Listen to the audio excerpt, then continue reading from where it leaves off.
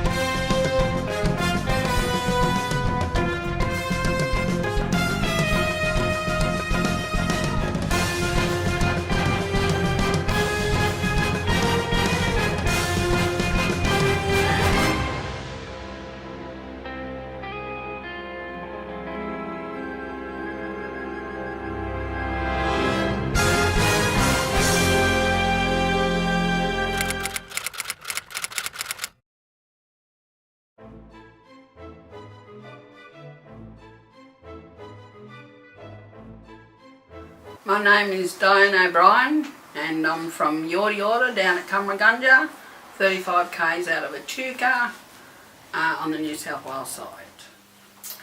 I'm Bobbi Murray and I'm a Barkindji Wiradjuri woman from Wilcannia in far west New South Wales.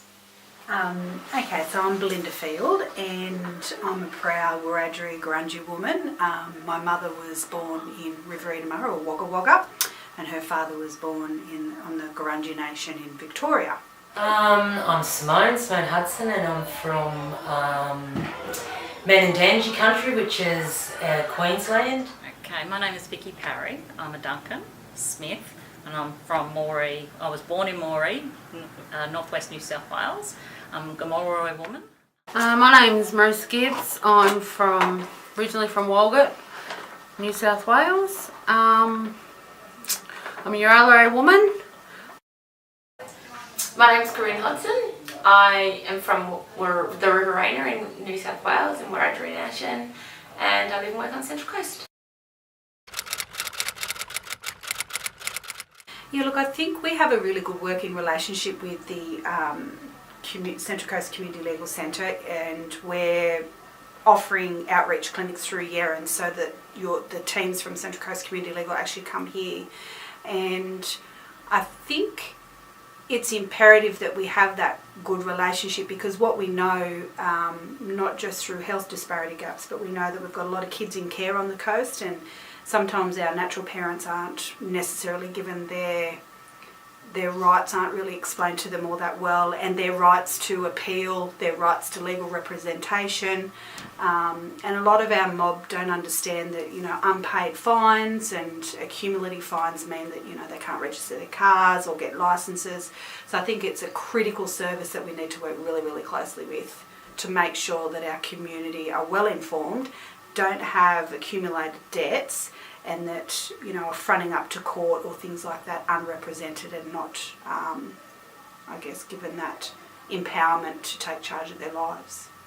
Yeah, look, I think like I said earlier, it's a critical relationship, because what we know is that legal is scary for our mob, the language, even, walking into a courthouse or not knowing. So we do support a lot of our community through our Yadabar team to ensure that, the stresses don't tip them over to a point where they're feeling like helpless and hopeless, and then further compound existing anxiety or depression. So those critical links are very, very important. Just supporting them to know what their rights are in that situation. We also work with some high-end families where the children have come into care or are being restored home. It's really good to be able to have all of those situations. It's really good to be able to have that relationship with the legal service to be able to empower our families to know where they stand legally and be able to, for whatever reason, if they have to go to court for whatever reason, to be able to stand up and know what they're saying, know their rights, and have confidence in what they're there for and what they can do and what the next step will be. Give them the whole picture about what's actually going on, and so that's huge for our community, not just our families that I work with, but our community, is knowing our rights. I think that the way that people don't interact with the Aboriginal community is to not have Aboriginal workers and not be a part of events that happen in the community. So I guess the way that the CLC and any non-Aboriginal organisation that operates in the Aboriginal sphere is to be a part of it, join in. So operate in the interagencies, come to the community events, like offer to share skills and networks and services that Aboriginal organisations don't have a skill base in, and I think that the CLC does that really effectively.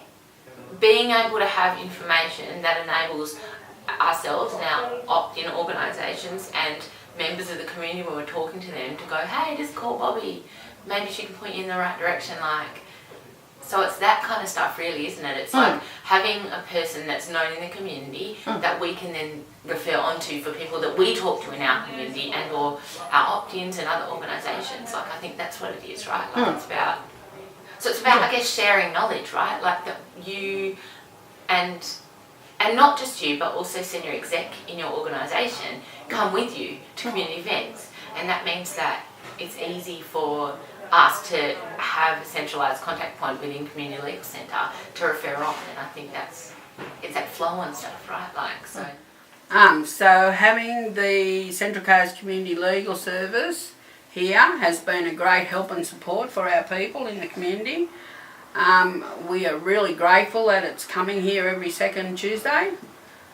We need you to be ongoing, and the support and help that you are given Mindaletta in this area has been great. Having the legal service here has been a great service to our people.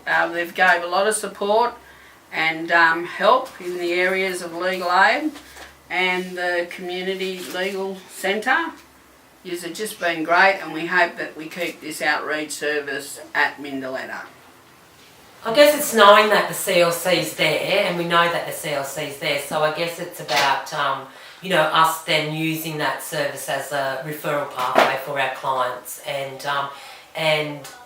knowing that you guys can come out and have a yarn to the groups that we have. So yeah. Okay, so through interagency and community connections, I've been made aware of what the CLC have to offer Aboriginal families on the Central Coast. In particular, we've been able to have them come down to Mindaletta, and they're there to support our Aboriginal families who are using the playtime. Families can go in without appointment and have a chat and get some culturally appropriate legal advice, which has been great. I've also had experience working with the CLC. We had a mock trials that was targeted at Aboriginal students across the Central Coast. So the kids got to go into the court and play a part in what was like a Goldilocks case, and see the different roles of the legal teams in the courthouse. My work currently involves working with really vulnerable families who often need appropriate legal advice. So knowing that the CLC is there has been really, really helpful for me, because I'm able to have a contact that I can refer my families on to. Having the legal service here on our site, we'll be able to support and give everybody will get a clearer picture and that extra support. Yeah. And it's good that they've got the comfort, they're already in their comfort zone, and this is seen as a safe place, so they can utilise those services in their safe place, so that if they're in their safe place, then they're more likely to be able to interact with those services. Might not be around housing, it's just that they need those support, so we've got to refer them on to other agencies. Like sometimes we might have issues around docs notifications, and like people don't understand what their rights and responsibilities are around that, so we can do that as an agency. We can refer them on to to you guys, so that you might push it back to somebody else, but at least they've got a legal avenue to be able to support, to get some sorts of supports. Our, looking at their tenancy, if they've got any issues, they can go to the Community Legal Centre for supports, and then they may refer them on again, but at least they know that you guys are there, and then you can provide that little bit of extra support.